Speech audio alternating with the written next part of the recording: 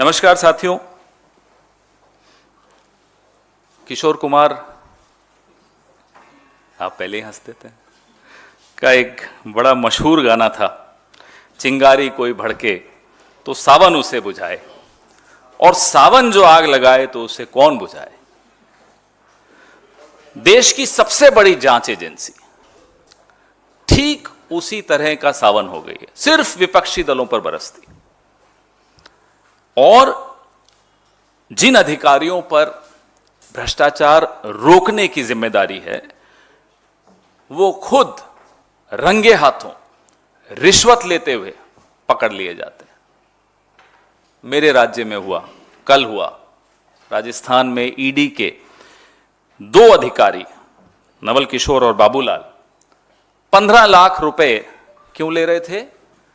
Chit fund का कोई मामला था, उसको रफा दफा करने के लिए उन्होंने 15 लाख की रिश्वत रंगे हाथों ली और एंटी करप्शन ब्यूरो ने उन्हें गिरफ्तार कर दिया।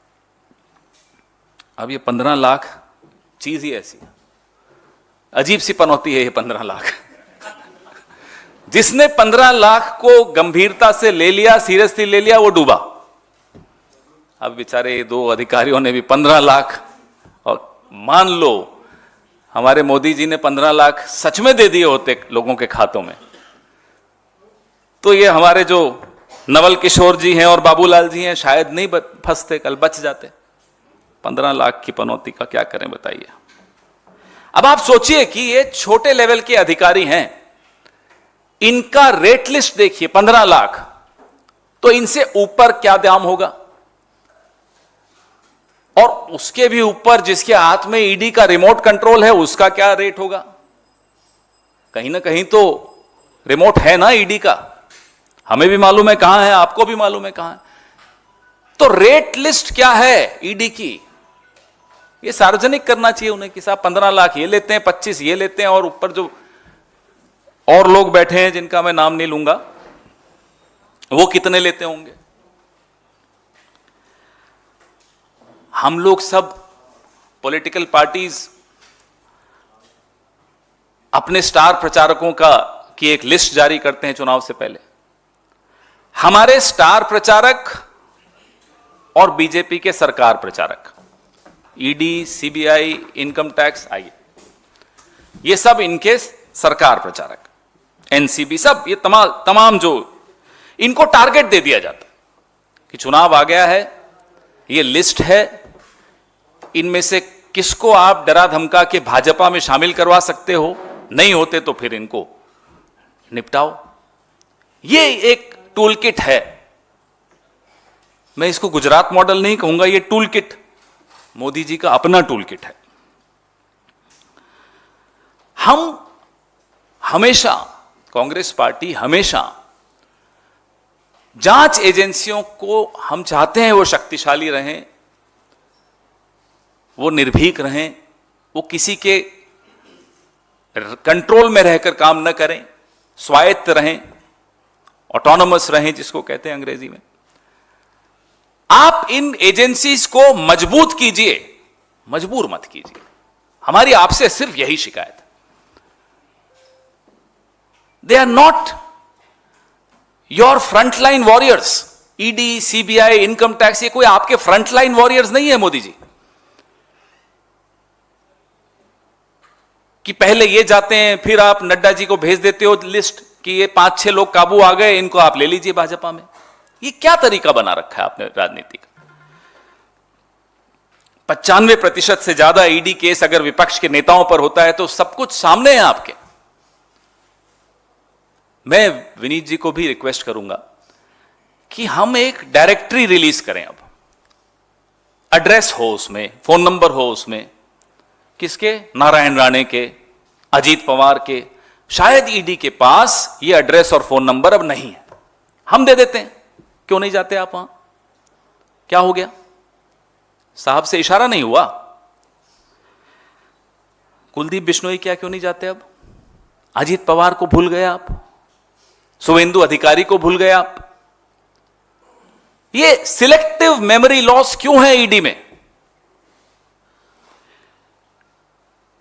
हिमंता बिस्वा शर्मा हमारे प्रिय, उनको तो बिल्कुल ही भूल गए, उनका नाम कहां कहां था सबको मालूम है।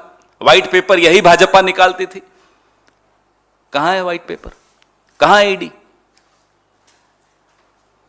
हकीकत यह है कि इस सब का एक कॉमन जवाब है, जो नाम मैंने आपके सामने लिए, कि जब इनके भ्रष्टाचार के कीचड़ में कमल खिल जाता है ना, तो ईडी को अब करप्शन की महक आनी बंद हो जाती है। शुभेंदु अधिकारी के यहां, हेमंता बिस्वा शर्मा के यहां, नारायण राणे के यहां, इन अजीत पवार के यहां, इन सब अब ये कीचड़ में धुलकर साफ हो गए। बताइए, कोई कीचड़ में धुल के साफ होता है? होता है, यहां होता है।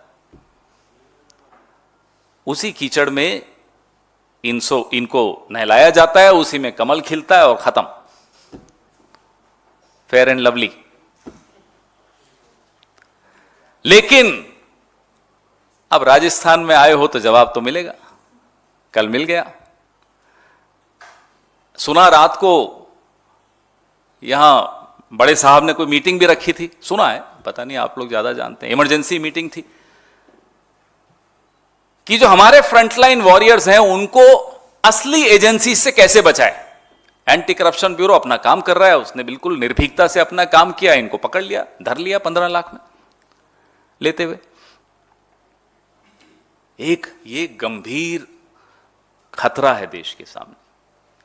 This is it's not a laughing matter, it's something very serious, where are supposedly independent autonomous agencies are being completely demolished by the regime. ऐसा खतरा है कि जो स्वायत्त संस्थाएं होनी चाहिए उनको ये रौंद रहे हैं, बर्बाद कर रहे हैं। अब मजाक हो गया ईडी का। पहले अड़ोस पड़ोस में कोई ईडी में काम करता था, उनके बच्चे बड़े गर्व से कहते थे मेरे पिताजी ईडी में। अब बेचारे शर्माते हैं बोलते हुए। ये हालत बना दी इन एजेंसीज की मोदी जी ने। थोड़े दिनों में भाजपा बोलते हुए लोगों को शर्म आएगी कि साहब मैंने कभी भाजपा को वोट दिया। ये स्थिति बन रही है देश की। आपके सवाल।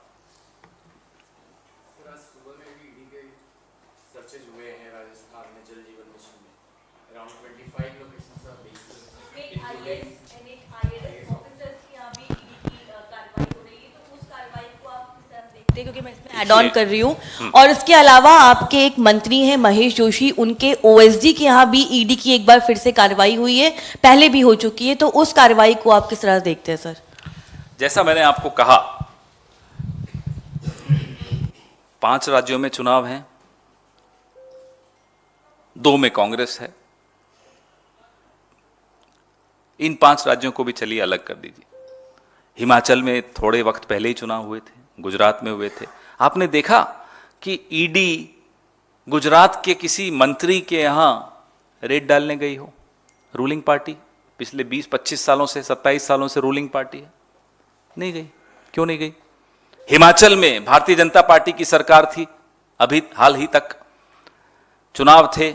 समझ में आता है कि चलिए चुनाव में ही सक्रिय होती है एजेंसी, मान लेते हैं थोड़ी देर के लिए। क्यों नहीं हुआ हिमाचल में ये रेड?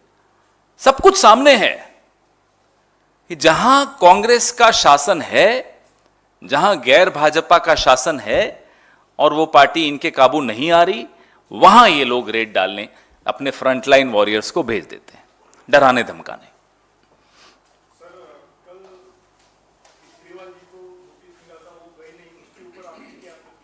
उनको जो सलाह वकील ने दी होगी, उन्होंने वो किया होगा, उसमें मैं प्रतिक्रिया क्यों दूं? ना तो मैं वकील हूं उनका।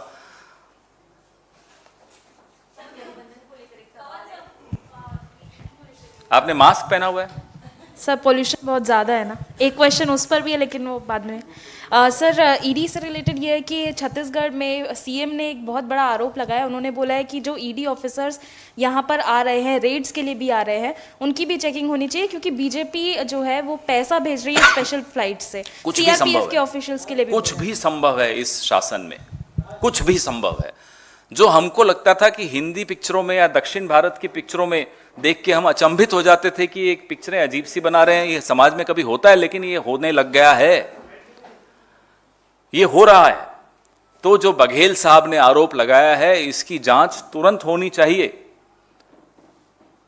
हवाई जहाज क्यों नहीं चेक होते जिसमें ये लोग जाते हैं?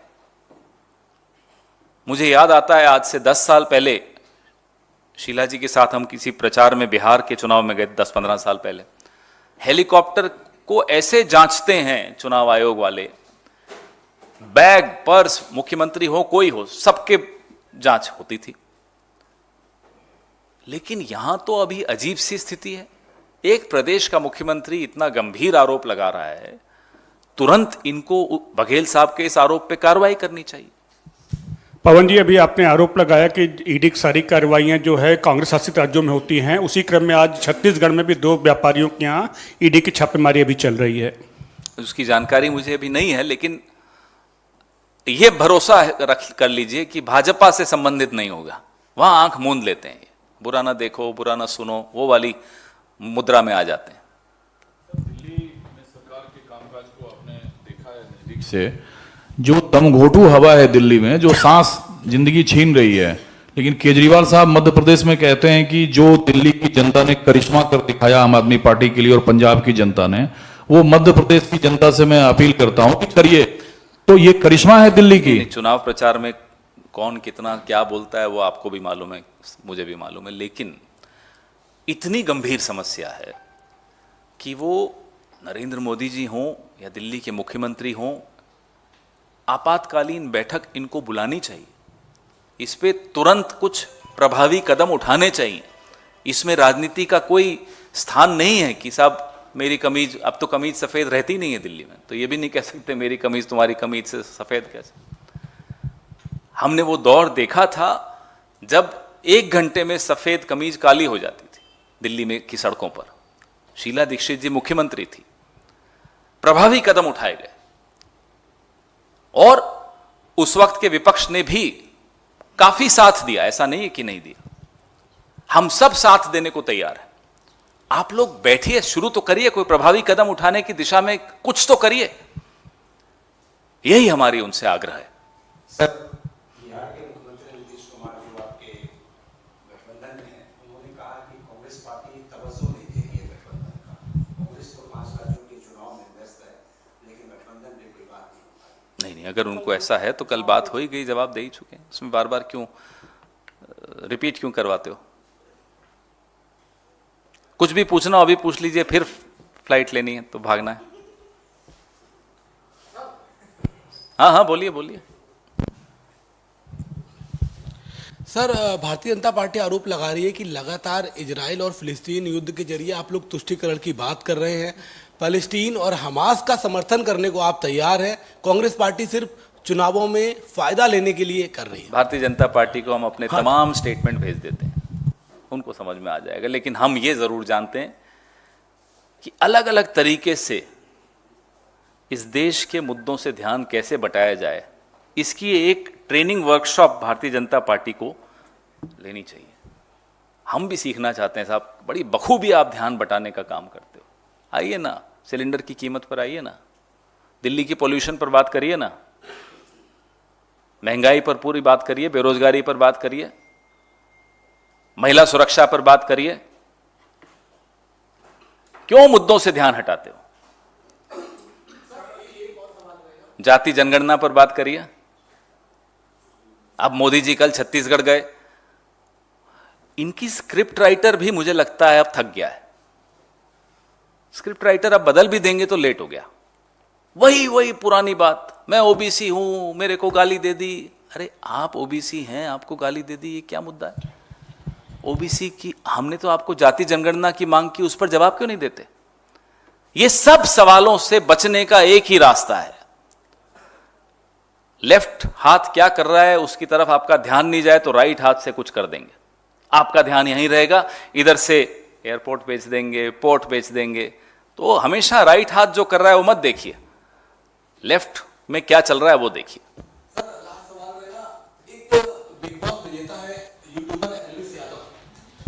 मनोहर लाल खट्टर ने उनका बाकायदा स्वागत किया था। हरियाणा में लाखों की भीड़ आई थी, जगह जगह वो तमाम भाजपा के चुनावी रैलियों में स्टार प्रचारक रहते हैं। आज उनको नोएडा पुलिस ने एफआईआर दर्ज की है कि वो सांपों का व्यापार करते हैं, जो सांपों का पॉइजन निकलता है। कौन सांपों का व्यापार करते हैं? ये एलवीस यादव, अच्छा एलवीस अच्छा, यादव। मैंने सोचा आपने जो भाजपा का नाम लिया था। एलवीस अच्छा अच्छा, अभी मेनका गांधी ने बाकायदा कहा है कि इस पर कार्रवाई होनी चाहिए, लेकिन सर सवाल ये उठता है कि ऐसे लोग आइडिया जिनको सीएम, स्टेट के सीएम प्रॉपर रैली करते हैं, तो ये एक सवाल। वो तो आप खट्टर जी से पूछिए कि जो जहर का व्यापार करते हैं, सांपों का व्यापार करते हैं, वो उनको इतने प्रिय क्यों हैं। और भी लोगों के साथ फोटो है उनकी, हमारी वो मंत्री महोदया हैं स्मृति ईरानी, उनके साथ भी फोटो सोशल मीडिया पे बड़ी वायरल हुई थी। इन्हीं लोगों से पूछिए ना कि जो सांपों का व्यापार करते हैं वो आपको इतने पसंद क्यों आते हैं, पूछिए इनसे, मुझे भी बताइए क्या जवाब देते हैं। फिर आपको कहीं और ले जाएंगे, इजराइल कुछ बात करने लग जाएंगे, उनको बोलिए इस पर भी जवाब दीजिए। Sir, one more question.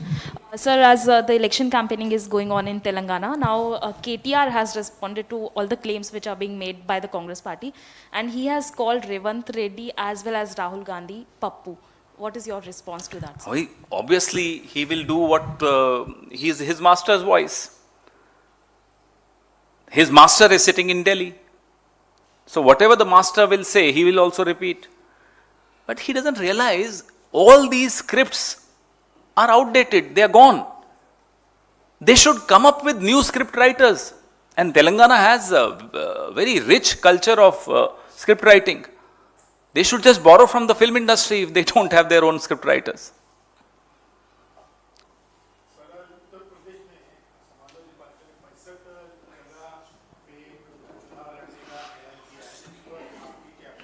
मैंने देखा नहीं, किसी आधिकारिक रूप से हमारे पास ये सूचना आई नहीं है, तो इस पे मैं अभी टिप्पणी क्यों करूं। अभी हमारा ध्यान 5 राज्यों के चुनाव पर है। धन्यवाद, थैंक यू। अभी आज 1-on-1 नहीं, मैं माफी चाहता हूं।